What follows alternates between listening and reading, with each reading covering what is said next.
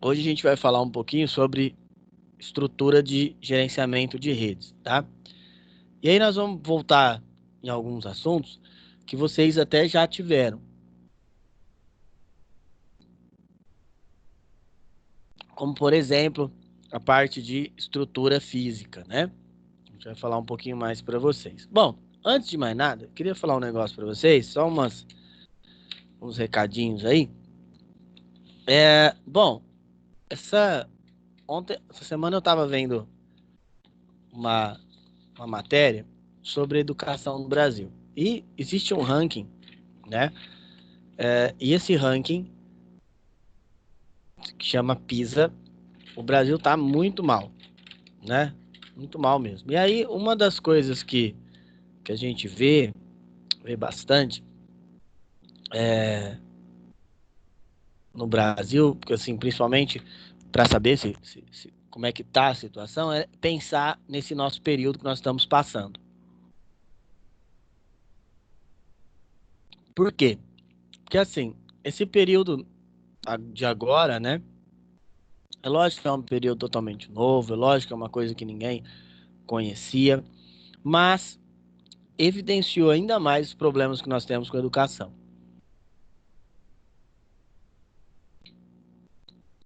Mostrou o quanto nós estamos, ou nós somos desestruturados quando o quesito é educação. E assim, infelizmente, esse ano vai ser um ano muito complicado, né? Para o nível profissional e para o nível educacional. Então nós teremos assim muitos problemas, né? E aí o que a gente, o que vocês teriam que procurar fazer, principalmente, né? É estar se aperfeiçoando. Outra coisa que eu vi muito também é falando sobre a questão de emprego, né?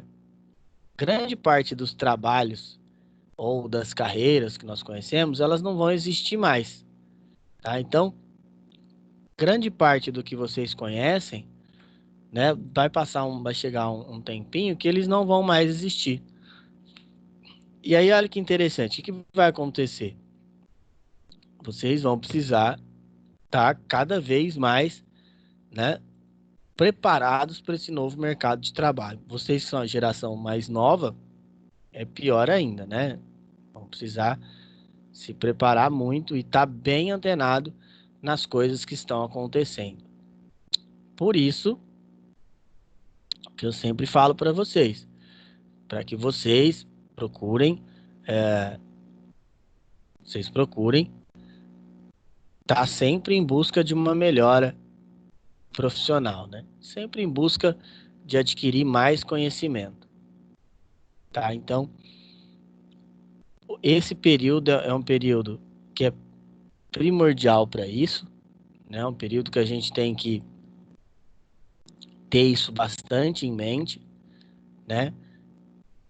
Para que nós possamos aí estar bem mais preparados para quando chegar a vez de vocês disputar a vaga no mercado de trabalho, né? E aí vocês não vão ter tantos problemas para ingressar. Igual eu falei para vocês,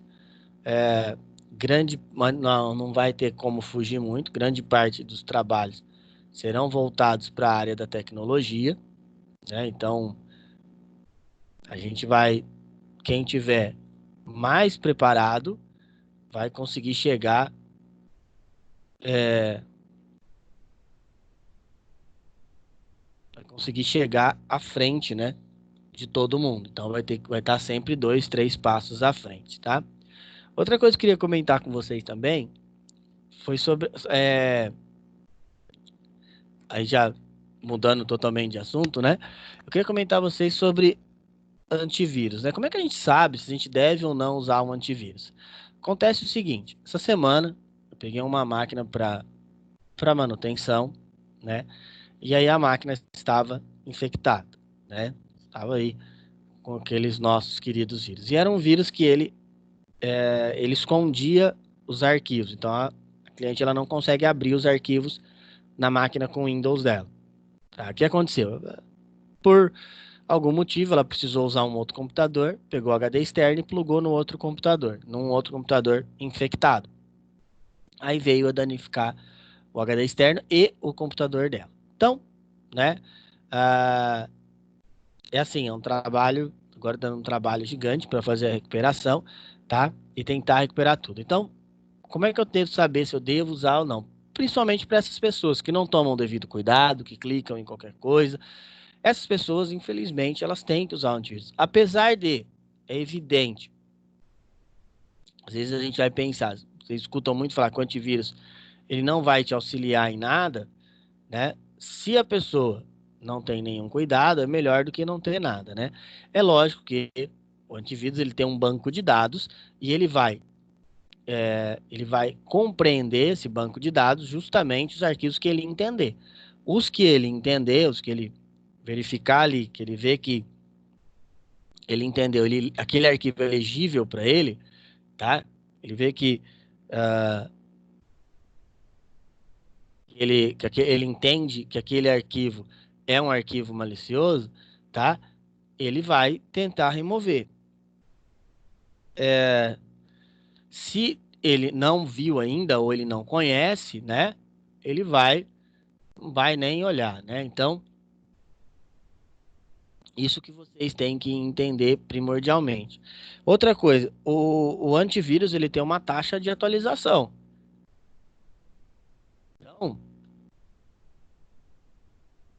é, essa taxa de atualização ela vai ser variável, tá? Então, por exemplo, quando a gente pega um antivírus aí que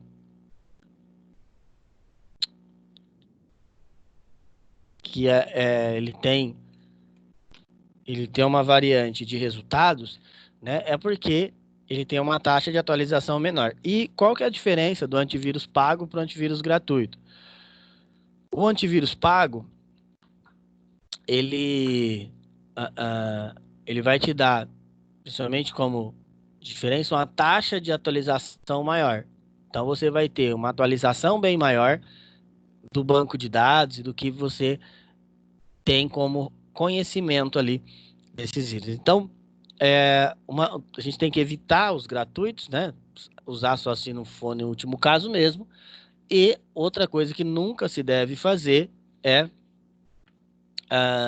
usar antivírus craqueado, tá? Tem gente que, por incrível que pareça, faz isso. Tem gente que vai lá, baixa um antivírus, usa um crack, um ativador e usa ele. Gente, isso aí não se faz, não se usa de maneira alguma, né? Tá? Pelo amor de Deus, tomar bastante cuidado com isso aí, tá? Bom, eu queria mostrar uma outra coisa para vocês. É o seguinte, ó, essa, deixa eu entrar no site aqui. Essa escola aqui, ele deu um problema na minha senha, tá? Agora eu não tô conseguindo acessar para vocês verem a aula em si. Mas depois eu mostro a aula funcionando para vocês. É um site de cursos, tem diversos cursos lá, tá? Tem muitos cursos legais, são certificados. E eu tô fazendo um aqui com da própria Linux Foundation, tá? Então é um curso novo, né? Da Linux Foundation que ela fornece. E esse curso ele tem ali, ele fala do Linux de maneira geral, da estrutura do Linux. Ele não está utilizando nenhuma versão específica, apesar de falar principalmente das mais das distribuições mais utilizadas, mas ele é muito bom, tá? Qual que é o problema? O curso é inteiro em inglês, tá? Então, ele é inteiro em inglês. A parte escrita, que é a teoria, ainda dá para ainda dá para você traduzir pelo Google Tradutor, tá? Mas tem os vídeos não tem como traduzir, tem que assistir ele em inglês. Se prestar atenção, quem tem um pouquinho de conhecimento, dá para ver, aprender bastante coisa, principalmente na área dos comandos ali, na área de configurações. É bem legal, tem outros cursos lá também, inclusive temos cursos em português, tá? É bem legal isso aqui. E outra coisa que eu queria falar para vocês é sobre as certificações, tá? Quando você vai no próximo, a gente vai estudar bastante Linux, né? Na parte de servidores depois. E aí, às vezes, vocês se pergunta por que é tão indicado estudar o Linux assim. A Linux Foundation, ela te dá algumas opções de certificação, e certificação é diferente de certificado, tá? Certificação é uma prova que você faz, que ela te torna apto por um prazo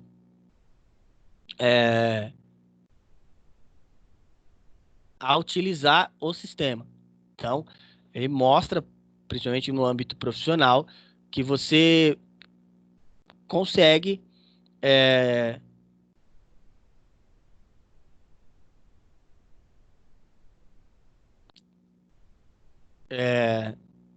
você consegue fazer aquelas coisas. E aí tem várias, né? A gente já falou um pouco delas. Tem, por exemplo, essa é a LPI. Geralmente, elas são divididas assim, as quatro são quatro mais importantes, tá? Então é a LPI, a Linux Foundation, a Red Hat e a SUSE. Essas quatro oferecem informações. A Linux Foundation, a Red Hat e a SUSE são mais certificações práticas. A LPI são mais certificações teóricas. A LPI ela divide em dois grandes grupos, o Linux Essentials e as LPIs 1, 2, 3 e as eletivas, tá? A Essentials ela é dividida em dois grupos, que é a Essentials e a DevOps. A Essentials ela tem, você vai e faz uma prova, ela pega o nível básico, intermediário e vai começar ali um nível, algumas coisas avançadas, tá? Ela tem uma prova de 40 questões, você tem 60 minutos para fazer. Para fazer a prova, você tem que ir num local, não é online.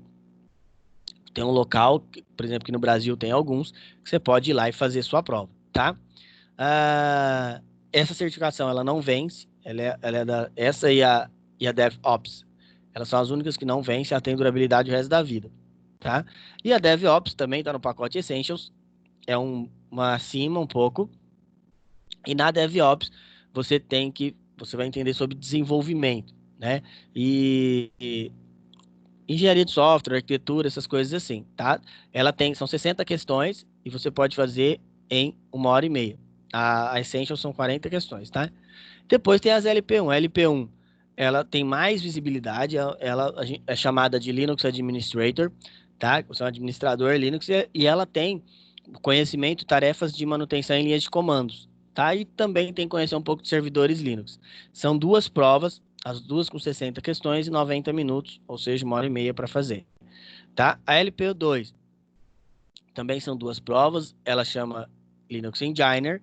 A LPI 3 é a integração de serviços, também são duas provas, tá? E depois tem as eletivas. As eletivas, elas são da área de segurança, ela pode ser da área de serviços de redes, ou ela pode ser da área de engenharia. Todas essas LPs, ela tem duração de 5 anos, tá? E aí você tem, depois de 5 anos, revalidar. Você não precisa ter Essentials, mas, por exemplo, para fazer a LPI 2, você tem que fazer a LPI 1 primeiro. Então, a LPI 3, você tem que ter a 1 e a 2 e assim por diante, tá? E aí, essas provas não são gratuitas. Elas têm um custo, tá? Então, para você fazer a prova, você tem... é, você tem aí, para você fazer essa prova, você tem que pagar $100 no Linux Essential, cada prova, tá? E nas LPs, $200 cada prova. Então, por exemplo, para tirar a LP1, que são duas provas, é 200 cada prova. E aí o interessante é que se acontecer de você ir lá, você só paga a prova. Tem que tomar cuidado que tem lugares, ó, por exemplo, isso aqui, tem lugares que são preparatórios, tá? Isso aqui tem uns preparatórios aqui também, ele explica bastante, esse site que explica como funciona, mas ele te designa lugares para se preparar, ó, tá? Aí é o seguinte, vamos supor, você tem alguns materiais, cursos e tal, isso aqui, você fez o curso, você terminou o curso, você sabe, isso não quer te dizer nada, tá? Você tem que fazer a prova lá.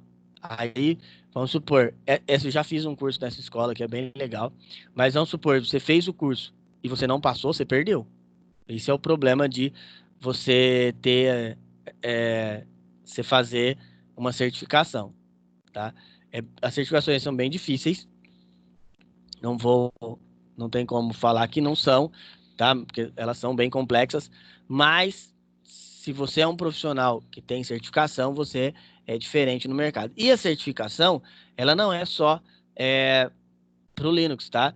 Por exemplo, tem certificações Microsoft também, tem certificações, por exemplo, para o pacote Adobe, tem certificações para Autodesk e assim por diante, tá? Tem vários tipos de certificações que você pode tirar. É ótimo ser certificado, tá? Lembrando, eu falei para vocês, é muito bom ser certificado. Bom, então vamos lá. Qual que é o intuito da aula de hoje? A aula de hoje, o intuito é falar para vocês sobre a estrutura física da rede e depois vocês fazerem criar uma estrutura para mim. Vai ser muito interessante isso aí, tá? Bom, então, grande parte de tudo que eu vou falar para vocês agora aqui, vocês já tiveram, tá? Então, vocês prestem bastante atenção.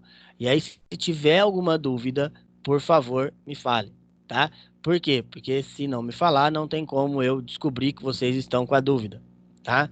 Então, por favor, se houver alguma dúvida, qualquer tipo de dúvida que seja, por favor, vocês me falem para que a gente possa resolver, tá bom? Então vamos lá. Então, primeiro de tudo, a gente já falou bastante sobre classificações de redes e a classificação ela se dá primariamente com a sua distância, tá? Então ela pode ser, por exemplo, uma rede local, né? Uma rede ali da sua casa, por exemplo, é uma rede local.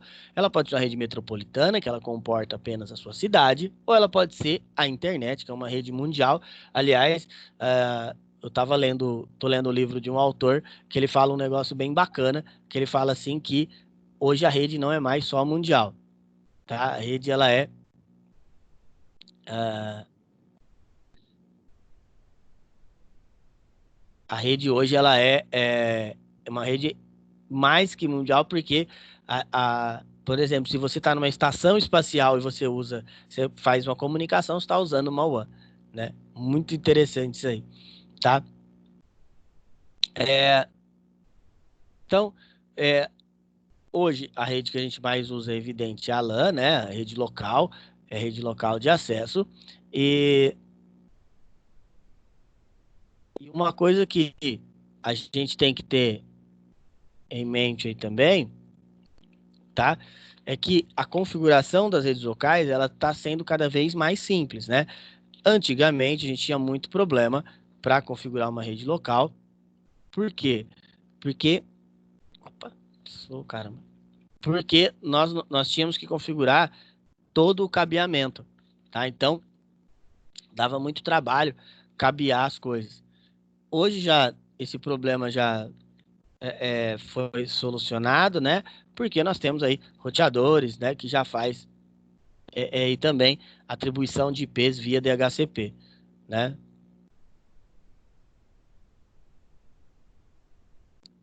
Isso é, facilitou muito a nossa vida, tá? Bom, as redes também, interface, ela pode ser cliente-servidor. Aí hoje, basicamente, o que vocês têm que entender? Vocês têm que prestar bastante atenção, senão depois vocês não vão conseguir fazer o exercício, tá? A rede, ela pode ser cliente-servidor, né? O que quer dizer isso? Que quando uma rede é cliente-servidor, ela tem uma máquina que vai fazer o gerenciamento dessa rede. Então, o computador, ele vai fazer o gerenciamento da rede, tá? Ou essa rede, ela pode ser ponto a ponto. Como essa rede é ponto a ponto? Quando ela não tem gerenciamento. Por exemplo, da sua casa. Aí você pode falar para mim, não, professor, quem faz o gerenciamento da minha rede é o meu roteador. Mas o roteador, ele não tem um processamento. Se você for analisar ele, é, é, fazer uma análise criteriosa, né? O roteador, ele não vai fazer um gerenciamento. Por quê? Porque ele vai pegar o acesso, ele vai receber esse acesso e vai te reenviar. Então, ele vai pegar aquele ponto, recebeu aquele ponto e vai reenviar. Ele não tem um processamento ali. Por exemplo, se você quiser criar usuários dentro da sua rede, da sua casa, no seu roteador, você não tem como. Se você quiser criar permissões específicas, não vai ter como também. Então, a rede da sua casa, por exemplo, a não ser que você tenha um computador gerenciando a sua rede, ela também é ponto a ponto, tá? Outra coisa que a gente discutiu também foi o padrão de rede. O padrão de rede é o padrão do cabeamento. Por exemplo, o padrão Ethernet. O que quer dizer o padrão Ethernet? O padrão Ethernet é o seu cabo de rede. O que vocês têm que tomar muito cuidado, tá? Tem que tomar cuidado pelo seguinte: às vezes as pessoas acham que vê lá, igual eu já falei isso para vocês, clica lá, vou mostrar isso aqui para vocês. Vem aqui nas configurações de rede, ó. Deixa eu achar aqui. Pera aí. Vamos achar que ele vai mostrar para mim um negócio, ó. Às vezes as pessoas vêm aqui, ó.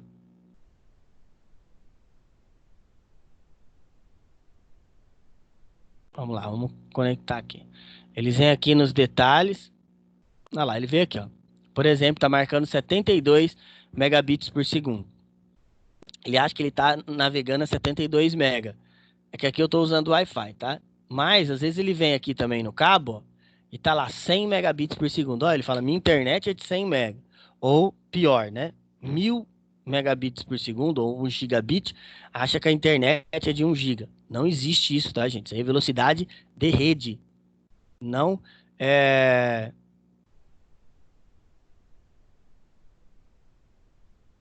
é Então, essa velocidade de rede é a velocidade com que os dados trafegam dentro da sua rede. Isso não tem nada a ver com a internet. Tá? Sua internet pode ser 1 mega, por exemplo, né? E ter uma rede circulando ali de 1 gigabit. O tráfego de dados dentro da sua rede é de 1000 gigabits. Tá? É lógico que, se você tiver uma rede gigabit, os dados vão trafegar de maneira melhor e você vai conseguir, caso assim, ter uma perca menor na, na, nos seus dados ou um ruído menor, tá? Então, toda vez em redes que vocês ouvirem falar no termo ruído, tá? Você vai ouvir falar em algum tipo de restrição, é, algum tipo de problema, de defeito que a sua rede está tendo, tá? Então, toda vez que vocês ouvirem o termo ruído, é isso que acontece.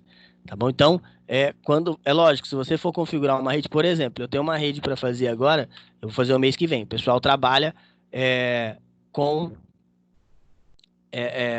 lá com VoIP, né? VoIP é linguagem via IP, tá? E aí, esse pessoal, como eles trabalham com VoIP, eles precisam que a rede trafegue dados de maneira melhor, tá? Tem um server lá e esse server está reencaminhando essa tecnologia. Então, que o problema que eles estão tendo hoje? Hoje fica picotando a rede, e aí o problema, eles acham que é a internet, e não é. O problema não é a internet. O problema deles hoje é porque eles têm uma estrutura de redes ruim que não consegue suprir as necessidades. O que nós vamos fazer? Comprar um switch melhor, gigabit já, passar um cabo Cat6, e aí chegar nas placas, vai trocar as placas dos computadores também. Aí não vai ter mais problema de ruído, tá?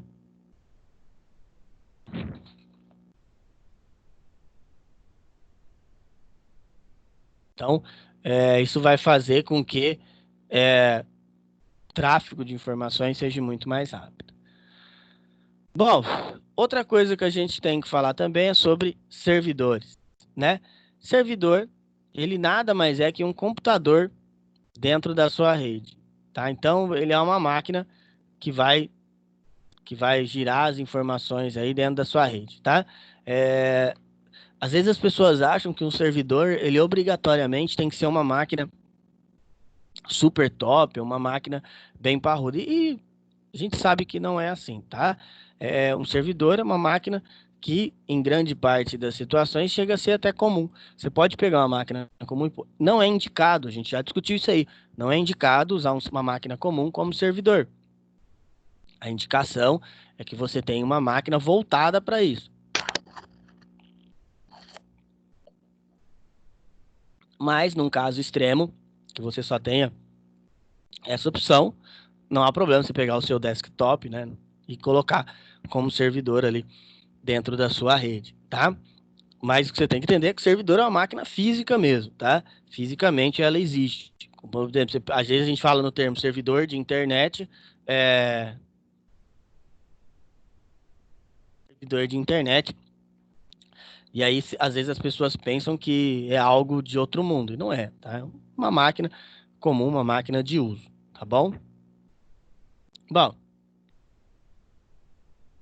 e o firewall vai ser o bloqueio da rede. Já falei para vocês, o Windows ele tem o firewall dele, né? É um firewall muito simples, não bloqueia nada, não há um bloqueio. Se você abrir, se eu vier aqui, ó, no meu sistema operacional e digitar firewall, ele vai abrir o meu firewall, vai dar como ativado ali, conectado, mas eu aposto que se alguém tentar me invadir, esse firewall não vai tomar nenhum tipo de providência. Se eu tentar bloquear alguma coisa, esse firewall não vai fazer nada, tá? Ao passo que os firewall do Linux, a gente consegue fazer bem mais alterações ou configurações. É claro e evidente que isso acontece porque é, porque o Linux ele é totalmente personalizável, né? Você é o administrador do sistema e, sendo você o administrador do sistema, é você quem vai fazer a configuração da maneira que você achar melhor. Então, você vai pegar e vai fazer as alterações da maneira que você achar melhor. Essa é uma placa de rede, e a placa de rede hoje ela tem algumas configurações, né? Ela também, ela segue a mesma estrutura do cabo, ela pode ser megabit ou gigabit, aí a gente tem que tomar bastante cuidado, porque é a porta que delimita, tá? Perdão, não, eu já falei do cabo e já falando besteira. Não é o cabo que delimita a velocidade, apesar de que, se você, por exemplo, um cabo Cat6, um dos exemplos, esse cabo será bem melhor, né, e bem mais estruturado do que um cabo comum. Por exemplo, quando nós formos ter aula lá, formos configurar o cabo de redes, né, vocês vão notar que o cabo que vocês vão utilizar na aula é um cabo muito mais simples, né? Não é de uma qualidade tão superior. Mas existem alguns outros modelos, e aí cada um com sua estrutura e com sua melhoria. Se você vai montar uma rede e precisa de, é, de algo que tenha uma qualidade muito superior de conexão, tá? Você tem que usar um cabeamento melhor. É um problema também que às vezes a gente tem em redes. O problema também que a gente tem em redes é que às vezes as pessoas querem uma qualidade grande e não quer investir no cabeamento, por exemplo. Porque, por exemplo, a caixa de cabo ela pode custar 200, como ela pode custar 1.000. Então é uma alteração de valor muito grande. Mas eles não sabem que com o cabo que custa R$ 1.000, você vai fazer uma rede com uma qualidade muito superior, você vai fazer uma rede que vai durar por muito mais tempo. Essa é a configuração que a gente usa de cor, tá? E aí, uma coisa que a gente tem que tomar bastante cuidado é com relação à configuração das cores, é que às vezes se você chegar e crimpar o cabo de um lado de uma cor e for lá do outro lado e crimpar da mesma cor, ele vai funcionar, tá? Mas isso não é indicado. Não é indicado para você fazer isso. Não é legal. Não é que não é legal, não funciona legal. Por exemplo, principalmente quando o cabo tem uma distância muito grande e assim por diante. Então, se você for fazer uma configuração de um cabo, procure usar as cores na padronização. Essa padronização ter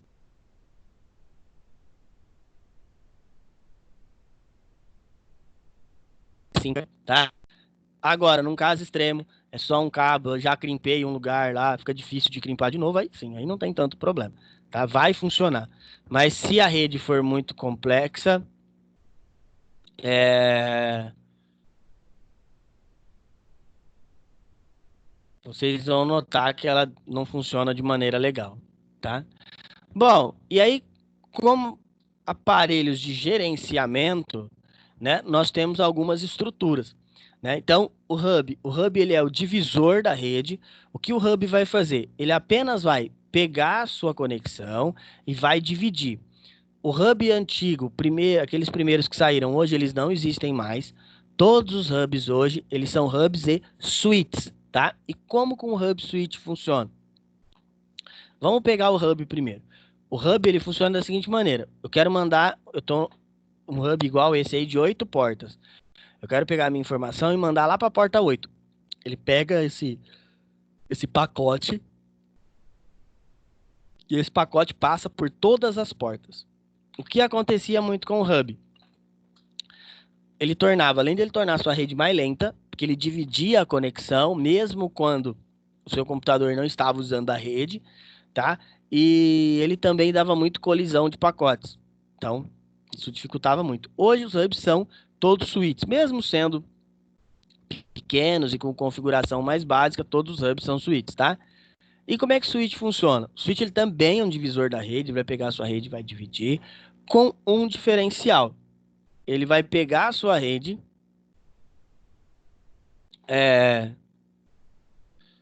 e você quer mandar agora a informação da porta 1 para a porta 8, ele vai fazer essa comunicação direta, só da 1 para 8, tá? Aí você não tem risco de colisão de pacote e assim por diante. O switch ele tem desde a versão mais básica, que ela é similar ao hub, ela só vai dividir a sua rede, mas com esse diferencial que envia o seu pacote para um lugar só. Mas também o switch ele pode ser gerenciável. Então, tem uns switches que são bem mais caros, bem mais profissionais, tá? E aí ele pode ser gerenciável. E o que isso quer dizer? Você pode pegar ele e ele tem um software dentro dele, e com esse software você pode configurar ele, por exemplo, a limitar a banda, ele tem um firewall interno e assim por diante. Tem um switch que aí é mais evoluído ainda, ele chama Backbone, aí ele tem um software absurdo de configuração dentro dele. O maior fabricante de switch, que são os melhores, é a Cisco. A Cisco tem uns muito profissionais, muito tops, e os backbones, por exemplo, quando era da Telefônica na época, todos eram da Cisco. Tá? Aí numa primeira opção, o switch também evoluiu e ele virou um roteador. A função do roteador é pegar a rede e retransmitir e ter um software de gerenciamento. Eu já falei para vocês que os primeiros roteadores, eles não possuíam Wi-Fi, tá? O modo AP do roteador, ele é relativamente novo. Então, a geração, como vocês são uma geração que já nasceu com Wi-Fi na mão, né? Vocês podem ter esse pensamento de que, eu, o meu roteador sempre vai ser Wi-Fi. E não é assim, tá? O roteador, a princípio, ele veio porque ele tinha um, um software de gerenciamento, né? E aí você conseguia fazer um gerenciamento melhor dessa rede. Aí passou um tempo, os roteadores vieram com Wi-Fi e esse Wi-Fi ele veio, se popularizou e aí nunca mais saiu, veio até hoje. Ainda existe roteadores que não são Wi-Fi, tá? Ainda existe roteadores que são apenas roteador, mas é bem difícil de se achar, é bem difícil de ver o uso. Esse roteador que vocês estão vendo aí é um roteador mais para uso doméstico, né? Então ele tem uma quantidade de conexões simultâneas, ele tem um monte de limitação que esse outro não tem. Esse roteador é um roteador profissional. Esse especificamente, esse aí você consegue fazer dentro dele 4 redes, dividir dentro dele mesmo. Ele tem um alcance muito maior. E você consegue fazer um gerenciamento muito melhor dentro dele, tá? Você consegue, com esse roteador, é, fazer com que é, fazer com que você tenha ali uma qualidade maior na transferência lá da sua rede, tá?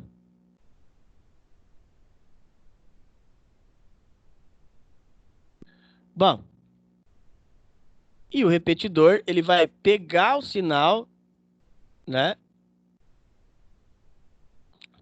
pegar o sinal do seu Wi-Fi e vai retransmitir. Eu sempre procuro falar, o repetidor ele tem um problema sério de que ele não tem tanta qualidade quanto o roteador, né? Então, o que acontece muito? Quando você instala um repetidor, e aí às vezes seu roteador ele tá num lugar um pouco distante, e o roteador ele dá um pico de sinal, ele picota, né? Cai o sinal, ele vai derrubar o seu repetidor. Tem muita gente que passa o cabo e no final do cabo põe um repetidor. Se você for fazer isso, opte por pôr um roteador. Hoje o roteador ele trabalha com WDS, e essa configuração de WDS ela vai fazer com que você consiga ter uma qualidade muito maior na repetição do seu sinal. Tá? Então você não vai ter nenhum tipo de problema ao repetir o seu sinal.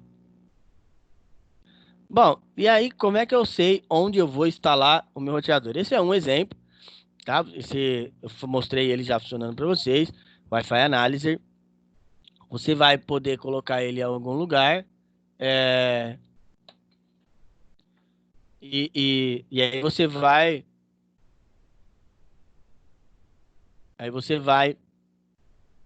saber qual o ponto melhor para você inserir o seu roteador, tá? É muito bom esse programa, ele é gratuito e ele, dos programas que, que eu já utilizei, que eu tive acesso, ele é o melhor de todos, tá?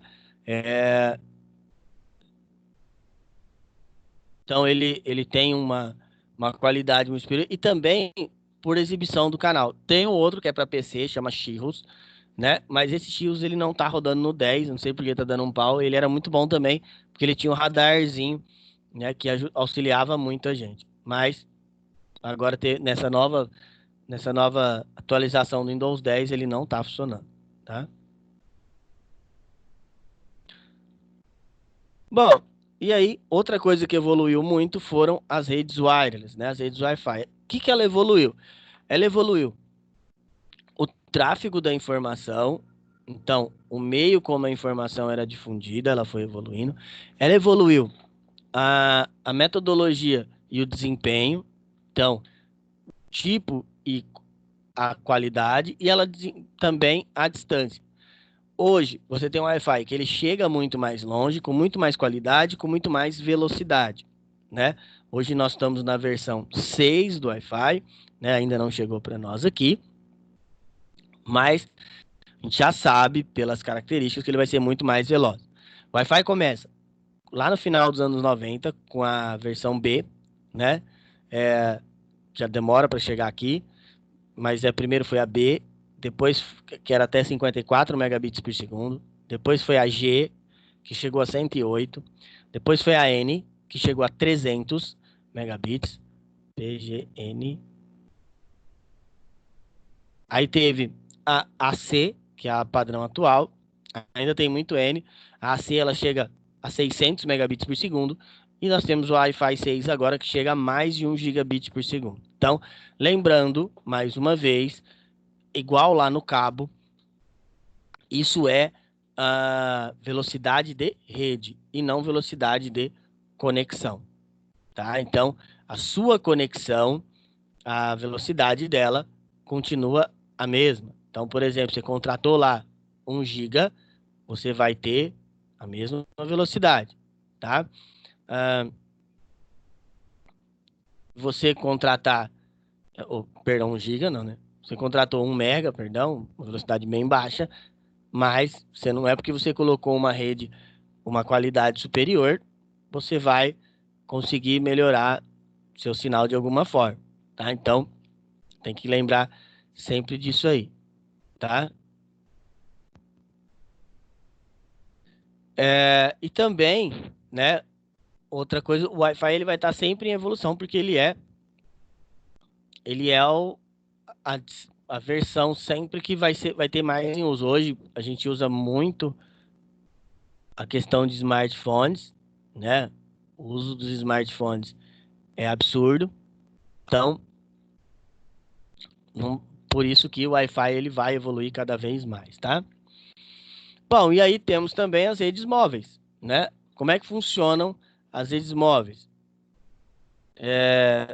3G, o 4G e agora o 5G. Então, o 3G, ele vem o sinal para o satélite, e aí esse sinal ele vai e é reenviado via satélite. O 4G vem uma fibra até a torre, né? E aí essa fibra retransmite pela torre. E agora nós estamos tendo o 5G que ele tem o mesmo sistema do 4G de transmissão, mas aí cada empresa está desenvolvendo uma maneira. A Claro fez um teste esse mês no Allianz Parque e aí funcionou muito bem, tá? Lá chegou a 400 mega, né? Absurdo. E a Claro tá trabalhando com a Huawei, tá? O, a TIM tá trabalhando com uma americana, com a AT&T, né? E aí esse mês as capitais, algumas 9 capitais vão começar a fazer teste. Nenhuma desses testes vale ainda. Por quê? Porque o Brasil ainda não homologou, tá? O Brasil ainda vai ter o leilão, vai ter um leilão aí o leilão da tele, e aí vai ver para quem que vai ou como que vai é, ser, ser que empresa que vai poder patentear, instalar a tecnologia aqui.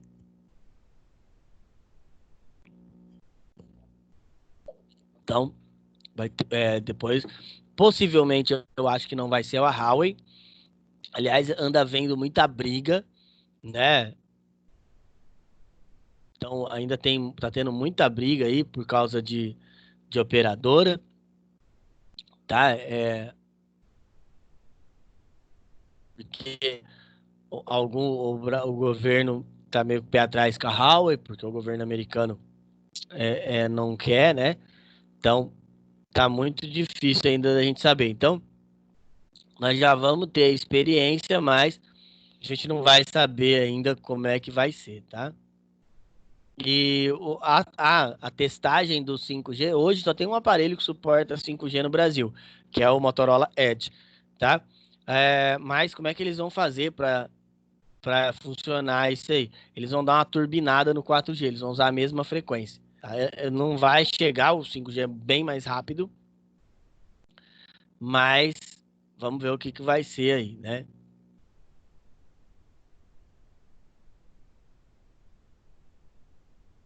Ó, eu tava lendo aqui, por exemplo, a Claro ela vai disponibilizar para São Paulo, na região central, e para o Rio. A Vivo vai ser São Paulo, Brasília, Belo Horizonte, Salvador, Rio de Janeiro, Goiânia, Curitiba e Porto Alegre. Mas não é a cidade inteira, tá? São regiões. E a TIM para Bento Gonçalves, Itajubá e Três Lagoas. Tá? Então, a gente ainda não sabe direito como é que vai ser os testes. Eu creio que os testes vão começar em setembro. Eu creio que até o final do ano a gente tem novidade. O leilão da Anatel ele está previsto só para o ano que vem, tá? Esse ano não tem previsão ainda. É, lembrando que isso já era para estar consolidado, né? Mas nem o mundo também não está conseguindo, ah, não está conseguindo aí, não está conseguindo fazer com que o 5G funcione, né, de maneira ininterrupta, tá? Bom, e outra coisa, caso haja necessidade, qual sistema operacional eu devo colocar no meu servidor?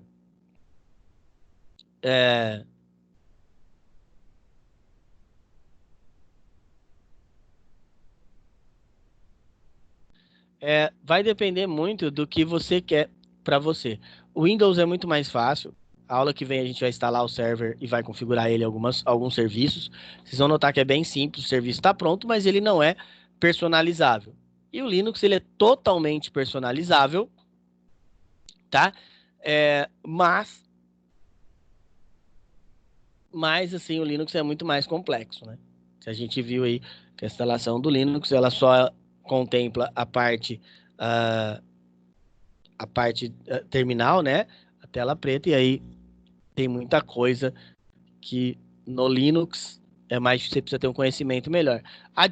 Eu até não me lembro se eu falei para vocês, ou se eu falei apenas para outra sala, mas já falei que foi feita uma pesquisa por causa da parte profissional, é tido que o Linux ele se torna mais caro que o Windows, mesmo não tendo o custo da licença, porque o serviço do Linux ele é bem mais caro, tá? Pessoal, alguma dúvida? Por enquanto, não. Tá. Agora é o seguinte, eu tentei ser rápido porque esse trabalho de hoje ele é meio complexo. O que eu quero de vocês? Presta atenção, vocês vão pegar uma folha, é um trabalho, é um serviço que eu vou dando para vocês. Vocês vão pensar numa empresa que ela tem 5 salas e 15 computadores para serem distribuídos. Vocês vão pegar uma folha e desenhar, separar 5 ambientes, da maneira que vocês acharem que vai ficar melhor. E vocês vão fazer o desenho dos 15 computadores que vão estar nesses 5 ambientes, tá? Desenhou, vocês vão ter que verificar o quanto que a empresa gastaria para fazer essa rede. Entre cabeamento, roteador, hub, switch, que vocês quiserem pôr, e assim por diante, tá? Então, numa folha, vocês vão pôr o desenho, de como vai ficar mais ou menos, onde vai ficar o modem, onde vai ficar o roteador e tal, e depois vocês vão mandar qual o valor que seria gasto com isso aí. Entenderam?